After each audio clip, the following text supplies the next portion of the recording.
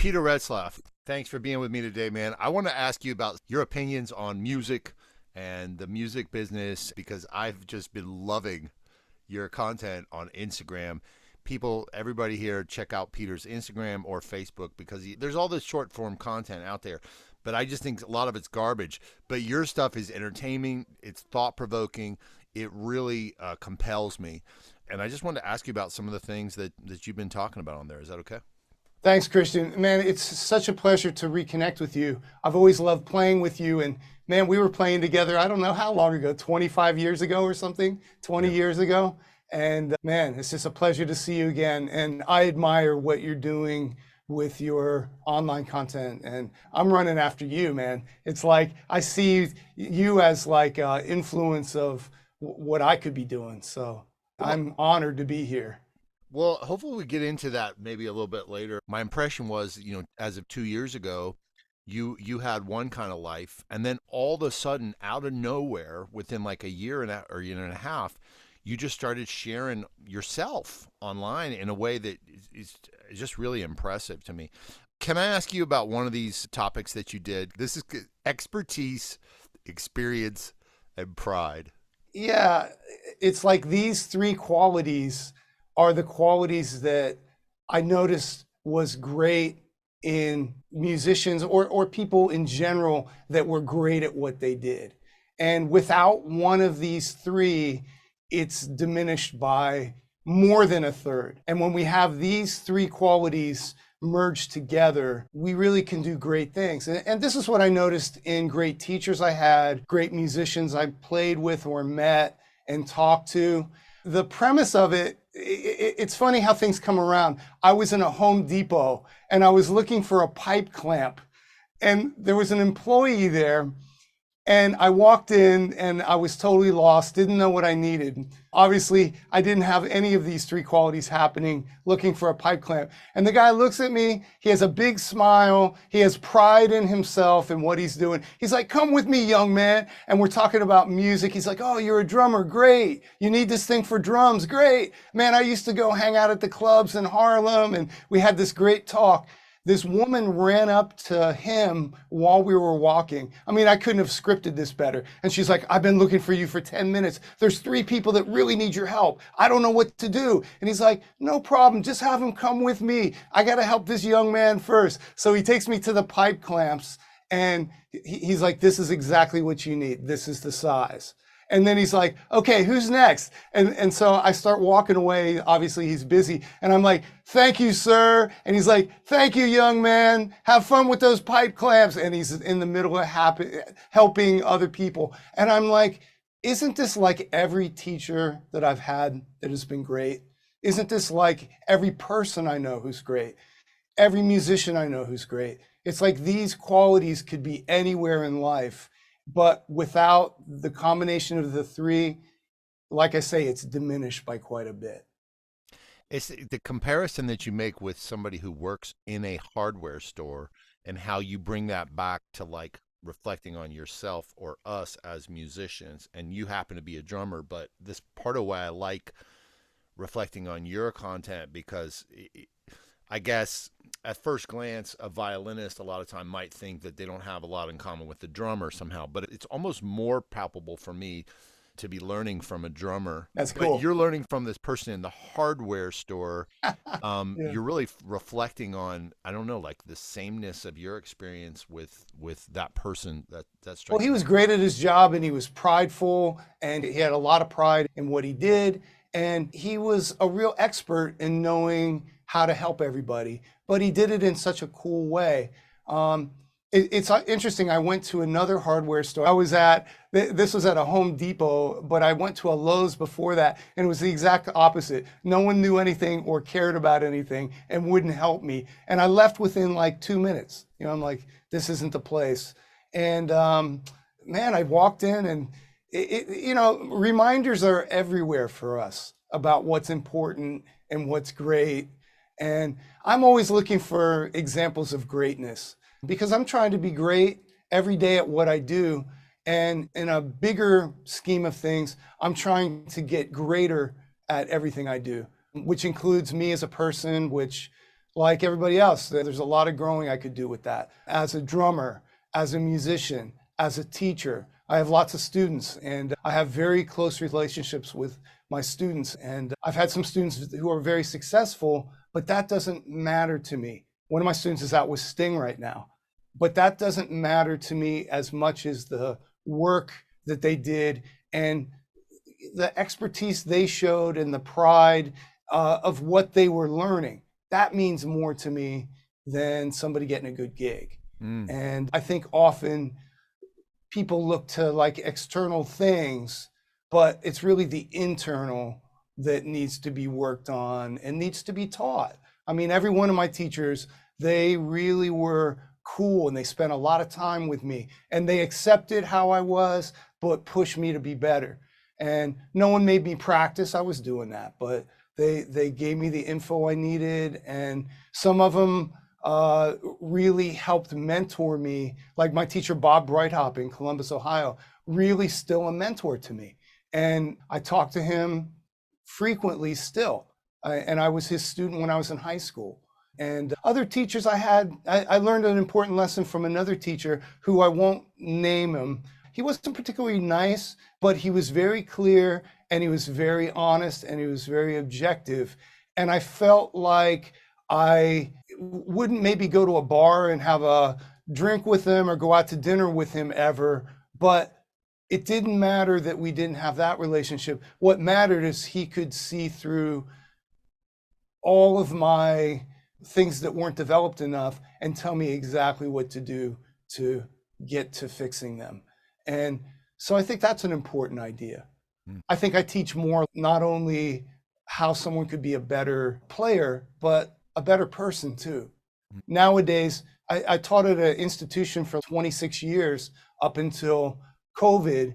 And at an institution, you have to deal with whoever is there, whether they want to deal with you or not. And I find now that students seek me out and they're like, I see your videos, I see your content, I like how you play funk or jazz, or I like what you're talking about in between. I think we'll have a connection. And so I find that now I'm enjoying a golden time right now because there's nobody that doesn't want to deal with me. Yeah, that's beautiful. That's beautiful. Yeah, it's funny how that works, you know? Yeah, kudos, man. It's incredible. Okay, I want to ask you about another topic that you covered on the Peter Retzlaff Instagram channel, and that's the spelling is Retzlaff. Just for I was going to tell people that a bunch of times so they get it. But it's also on Facebook or Instagram, right? People can find, and it's going to be on YouTube soon. So the one that you did was titled "Celebrate Others' Success." Can you speak to that? Yeah, I think that the world we live in as musicians, there's competition there, not like a basketball player or a gymnast or a boxer, but I could easily say that there's more able candidates for every playing and teaching gig in the world, no matter where we live. You and I both grew up in Columbus, Ohio, and there were, way more great drummers than there were gigs in Columbus. When I moved to New York, the proportions got larger, but it's kind of the same proportion. So I think we always live in under this cloud of, oh, am I good enough? Is this person better? And I think when we can't see the greatness and the accomplishments of others and try to be positive with that, no matter how we feel under that cloud, we're missing out an opportunity. I found that, when I meet somebody, I could like them right away. They could grow on me after a while, or we just don't have a similar vibe and we don't connect really. And I think that's everybody, but I'm always looking for musicians that I can connect with. And I think we get really sad earlier in our careers, in our chronological life, when things don't go our way, or we want someone to like us and they don't seem to really like us, or they don't like our playing so much. And like I say, this is a cloud that we're under potentially, but if we could turn that around and just say, man, this person sounds amazing, and no matter whether we're besties or we're just acquaintances, I could celebrate that stuff. And I found, most of my friends doing that and having them be receptive to something cool I was doing rather than looking at them and, under the clouds, so to speak. Is So it, really important. can you ever remember a time like when you make yourself celebrate other people? Or, well, let me frame the question better. I guess for a lot of us, we might feel scarcity and just like, oh, there's no gigs, and, feel almost desperate for gigs and stuff. So Yeah. then we might not feel an urge to celebrate other people because we think that's going Yeah. to take away attention from me. Like, why would I celebrate this other person? So, how could somebody, if they were in that state of mind, how could they take a first step? What do you recommend that I you would could say celebrate? like going out and hearing some music is a first step. Just doing something, sitting by yourself under the cloud is not the best the best way to live your life. It just makes you more sad. And I think if we could go out and find our tribe, so to speak, and a good thing is just to find some music that you like or some people that you like, and just try to be around that a little bit. Um, so that's one thing. Another thing, I studied with this great drummer who plays in Tower of Power. His name's David Garibaldi. I studied with him when I was a teenager a bit, and he was really influential on me. And one day he looked at me straight in the eyes, which he tended to do, and I looked at him back straight in his eyes, and he's like, I just play the way I have created, and I like how I play. I like what I've created. And I'd rather play my way and have no gigs than try to second guess the world and play in ways that I think everybody else wants. I feel like I'm on the right path with this. And so I think that's important. If you don't like how you play, the first thing I would say is to record yourself and really get to know yourself and how you sound. You might just say, I don't like the way I play, but you might hear some things you actually do. I tell my students, record yourself. And a lot of them are like, I don't want to hear that. I don't sound that good. And I'm like, you're not looking for just the bad, but you're looking for the little moments of good Mm. and finding the things that are you. You need to hear who you actually are. And I think we do that hearing back rather than hearing while we're doing, at least initially. So I think all of these things lead us to being able to celebrate ourselves as well as other people. Mm. And man, if you're not doing this, you're setting yourself up to be disappointed with music. And I think music is such a beautiful thing, and so many things potentially interfere with our feeling of beauty around music. I feel more positive when I'm throwing off some positivity than some lack and negativity. I'll tell you one more thing with this. There was a drummer when I was young that we auditioned for a couple of the same gigs. And for some reason, I lucked into the gig. And I'd see this guy, and he always looked like he wanted to kill me. And first of all, I understood it. I'm like, wow, if he got the gig, I think I would have celebrated him because I'm kind of that way. I really want to be that way. And second of all, looking in his eyes when he looks at me, I could tell he's still hurt that he didn't get the gig. And one night he came up to me at the bar and where I was playing, and he looked at me really seriously. He's like, "You sound better than ever." And he put his head down. I'm like, "Man, thank you so much. That means so much coming from you." And I knew that took a lot for him to say. Mm. That's celebrating someone else. And I'm like, Wow. man, if this guy could do that despite all of this, Wow. I have no excuse for not wanting to do that around everybody. No, that's deep. Deep. I Yeah, love it's that. deep. Yeah. But a couple things in what you said that struck me was, first of all, don't, celebrate others' success in the community, but also celebrate ourselves, and maybe do both. But also, how you were saying that, like, if you really lean into, like, this is my voice, these are the things about me that are me, this is the way I want to be, this is the way I want to sound, that we can also make a distinction. I celebrate this other player. It's not me, but I celebrate them for being who they are, and I'm celebrating myself for being different. I like that. Sometimes I hear people and I celebrate it because it seems like we think in a similar way.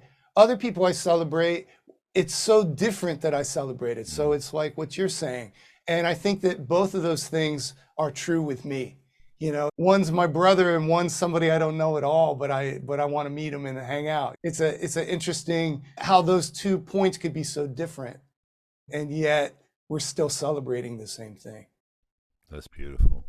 Um, in another one of your brilliant posts, which are some of my favorite posts, Peter Retzlaff Instagram.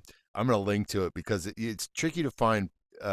I'm just realizing that there's only one R in the middle. Okay, so you said these qualities are important: success, resiliency, determination, being on time, adaptability, organization, success in music business. I didn't even catch which qualities you were talking about. Does that ring a bell? Kind of all of them. I can't recite those from memory, but the point was, we've got to have all these things going if we really want to be a well-rounded person, musician. If you looked at the list again, that's a well-rounded leader of a corporation or a well-rounded individual. Certainly for music, we have this strange artistic / business thing that has to connect, this yin yang thing. And we all know people who are maybe a little more artistic and less on the business, more people that are working the business than the art. And somewhere, really the ultimate thing is to have all of these things going. Mm. Every week I try to post some kind of teaching philosophy or life kind of philosophy I have. And those came through teaching so much. I've been teaching now since I was in college. And I had a little break when I first moved to New York because I just didn't have a teaching gig. But it happened pretty quickly that I got a good teaching gig. Before that, I taught in Columbus, where we're both from, at the Columbus Percussion Center. I taught there for years. So part of my thing is, what do I say to students when they study with me? And I just started to try to repeat some of these things in a broader audience. And part of my thing is, somebody could learn the drums and music from me, but if there's some deficiencies in who they are as a person, in their practice habits or their concentration or their organization or their discipline, what are you going to do when you learn how to play music? How does the package of your life add up? I really spend time talking about things that I think are deficient and also what I think is really good. I have some students who work really hard. I have some students who seem to get things quickly. I have students who are very determined to get gigs and they always seem to be playing. These are positive things. So it's like, how could you be better? And let me celebrate your positive things that I see in you. Sometimes I'll go as far as to offer, I think you ought to think about doing this as part of your life, whether it's teaching, or if I see someone really smart in math, I might say, why don't you do some computer stuff? If you did that 4 hours a day, you could play any gig you want in the world. You could do that anywhere. And you got the math brains to do it. So it's a little life coaching and career coaching. Yeah, I guess you would call it that. I never really thought of it that way, but yeah. Well, I mean, those are just words that people throw on it, but Sure. what No, I hear I get it. What I hear is, because I think so many times people come to me as a teacher and they're just like, well, what do I need to practice? Is it diminished scales? Is it bebop lines? Is it like I need to play faster? It's like, wait, hold up. What do you want your life to look like? Because Right. there's so many different ways that you can integrate your practice of music into your life, and that's going to influence what you practice or just like how you put your energy into the everyday. And I Yeah. think that is like life coaching in a way. Absolutely. Now that you say that, yeah. That sounds So when like I talked to a friend of mine who's a great teacher, he's like, these guys come in with all their problems, and man, I just want to talk about how they get better as a musician. I don't really want to be their psychologist. And I said, I feel the exact opposite as you. And there's nothing wrong with how you feel is how you feel. But for me, I think a large part of what I give is seeing who somebody is and the potential of them, even though they don't quite see it yet. And also I teach a lot of adults, and I have a lot of guys who are very successful doing something. They say, I just want to play the drums, but I'm a corporate CEO or I'm a high level programmer. But I work 8 hours a day, and at 15 minutes after that, I'm playing the drums for 3 hours. And so I have a nice mixture of young guys to people who are very set in the world and they want music to be a part of their life in a way that maybe they missed when they were earlier in their life, or maybe they've always kind of had it and they're moving along and getting better.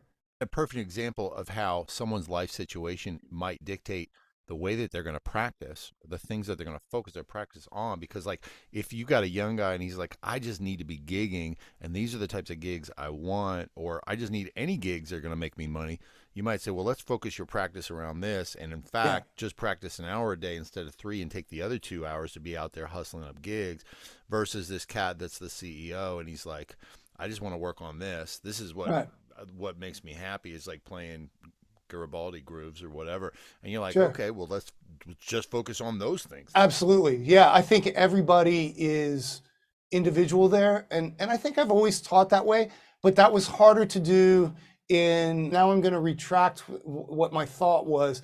For years, I taught at a school that had full-time programs.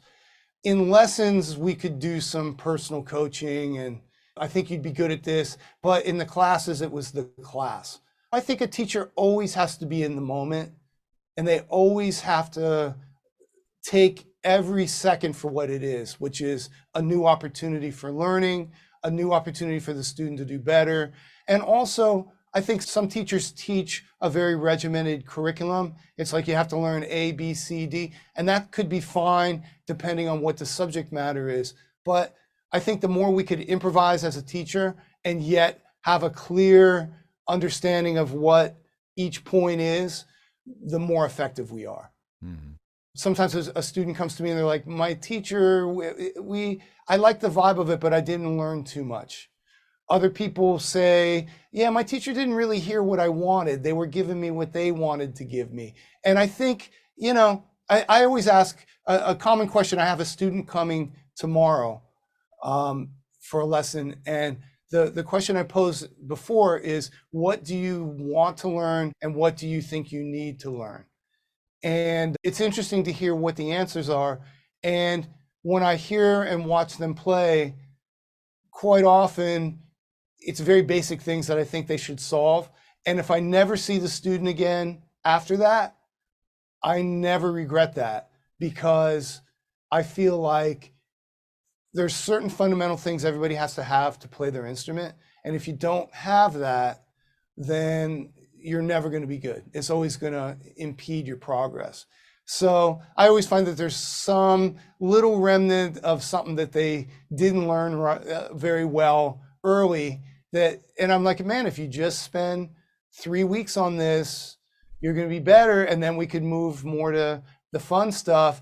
And if I never see them again, I'm like, they'll learn later, and that's okay. At least I pointed it out. Yeah. Well, that reminds me of another piece of content that you did that was about something like less talking and more doing, or like. Oh yeah. Okay. I'm sorry, I'm laughing. It's just kind of funny. It's interesting. There's talkers and there's doers, right? You have this everywhere in life. That's why I'm laughing about it. Yeah. People that talk the big talk, and then you got someone who just kind of shuts up, or maybe talks a little bit, but they just get to doing. And you look at that person 2 or 3 years later, and they're in a completely different place in their life, and the talker might still be talking the same talk. It's interesting. I had a student recently who's just like, yeah, I talk too much. And I'm like, yeah, everybody does, man. You just got to balance out the talking with the doing. And I think that having some organization around doing is completely important. I try to get a sense of how someone practices, and I could tell pretty quickly what someone's doing, if they're doing enough. One of the main questions I ask is, how much can you do this every day? If you have a day job and 4 kids, if you could get a solid half hour in, the progress won't be like someone practicing 4 hours a day, but it's going to lead to something better if we keep doing it. And if we organize the doing the right way, then we don't have much to talk about. We're doing, not talking. When someone talks too much, I'll cut them off and I'll be like, all right, enough of that. Now do the thing. And then if Yeah. they keep talking, I'm like, no, wait, no, do. And then, inevitably everybody just laughs. I mean, it's hilarious. Right. But, doing is the way to get better. Well, now, related to that, you said in order to progress, we need to be selfish with our time part of the day. And if we're organized, we can get everything else done. Is that I think related? that's true. Anybody that's ever done music in a big way, I'm sure they've been in a relationship where someone accused them of being selfish with their time. And this sort of goes with the territory of wanting to do something well. If someone's coding for a game, they're going to have the same problem. If somebody's going to law school, they're going to have the same problem.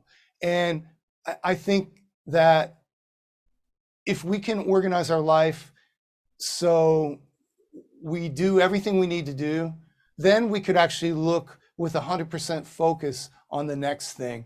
I've had a handful of students over the years, and they said, I practiced 4 hours and then I laid in my bed and I thought about everything I didn't do. And that's exactly what we don't want to do. When you finish, you need to be able to move your mind to the next thing and give that 100% attention. If you had a new relationship and you still wanted to practice, if you really practiced hard and then took that person out on a date after and didn't think about practicing on the date and didn't think about the date while you practice, you'd probably be pretty successful with both.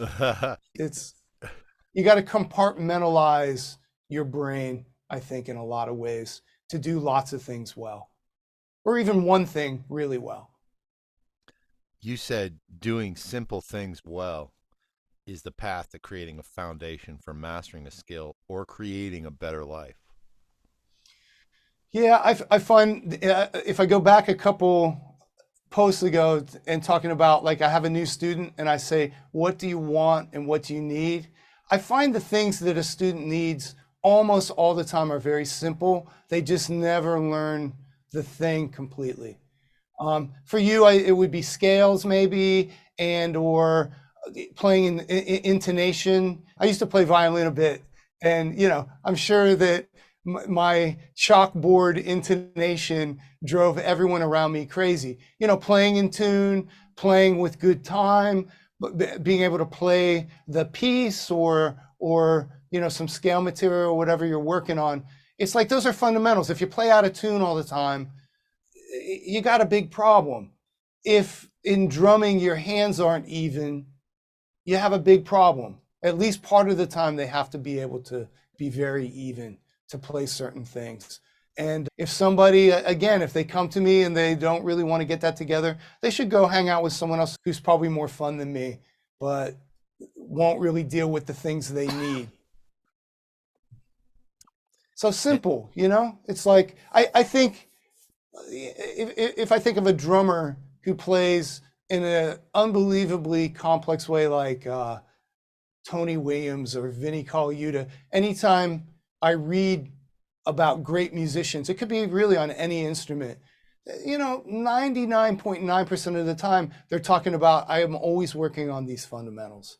And I had a friend not long ago who's like, if I just want to learn all the things my teacher told me in college back then, I wouldn't be practicing these things now. And I think it's easy to skip things, and it's easy to think we're better than we are, and our fundamentals are good enough to fake it to the next thing.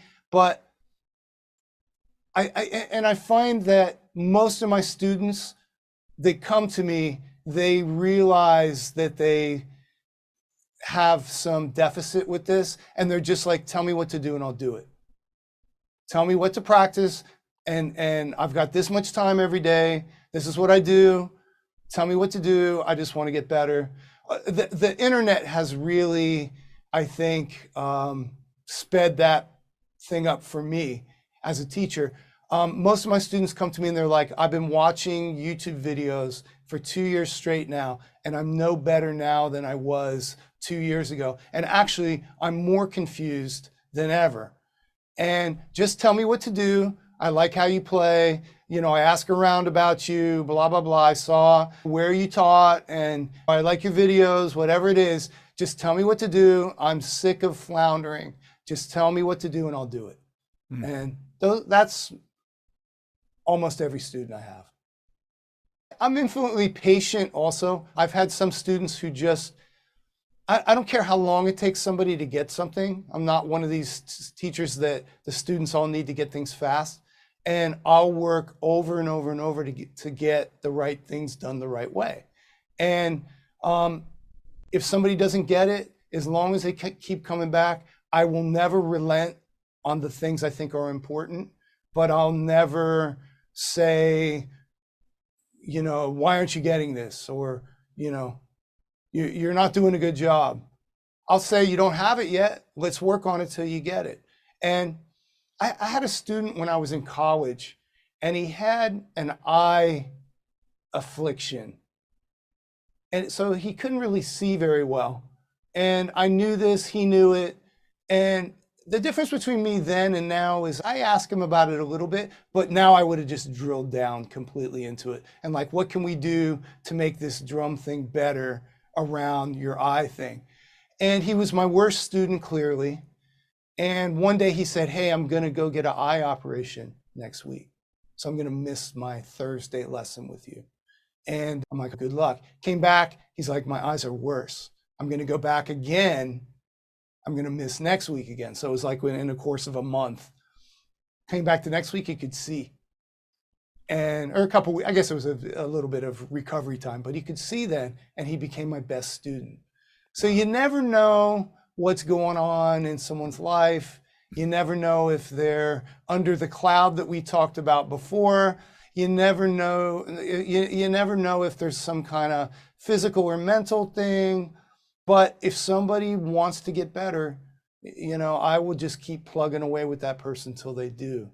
And I remember asking a very prominent drummer who teaches, I asked him one day, who are your best students? Are they the ones that get things the quickest and the most naturally?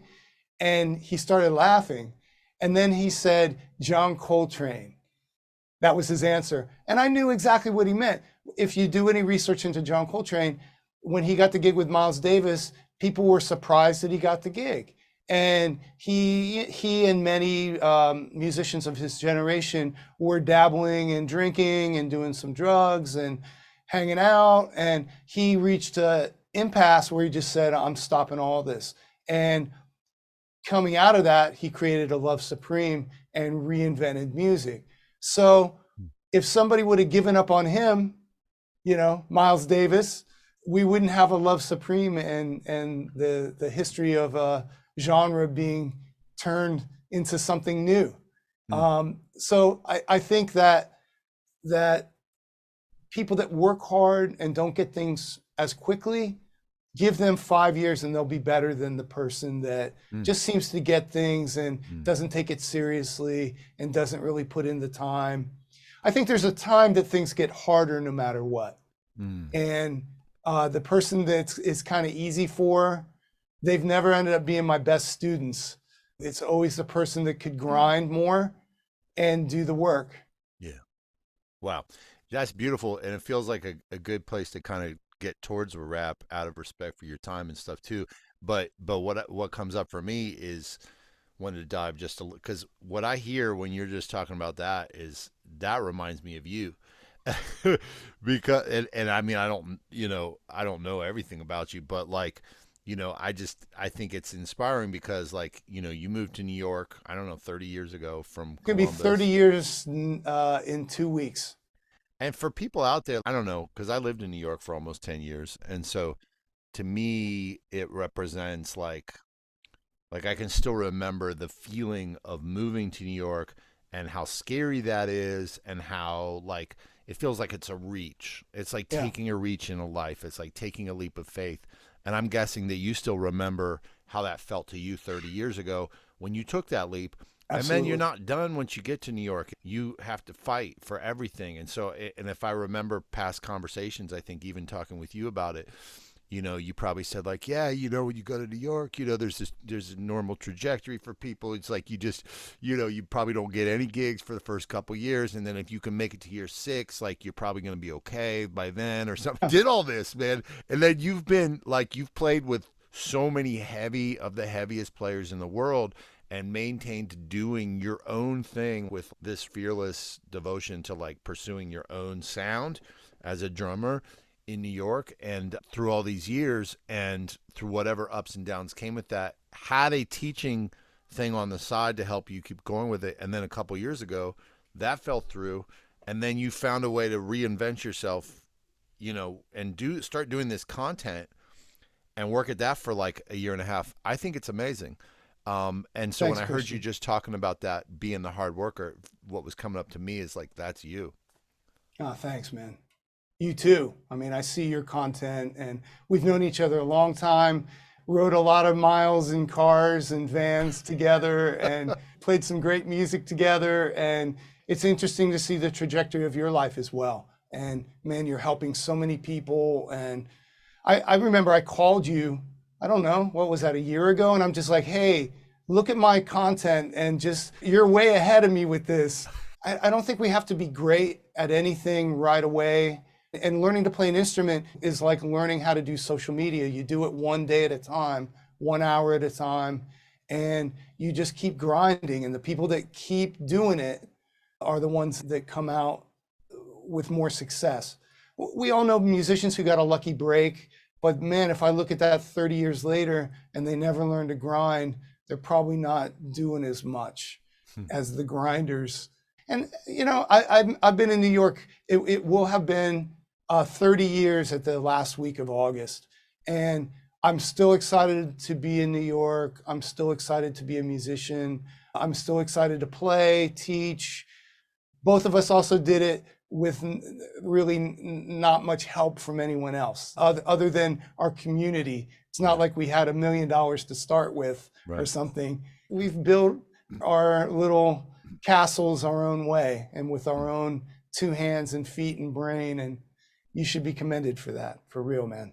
Well, thanks, man. Yeah, and whether people post on social media or not, I think it's like pivoting in whatever way to make your life work such that you can be honoring the passions that you have. It happened to be that you decided a year and a half ago to take on the mantle of being like this thought leader on social media, which I think is amazing that you did that. It's just so amazing because I don't feel like that wasn't like, I mean, you never did that before. I did it in my teaching. It was Right. just how I taught every day, basically. I Right. just never put them down on a video, you know.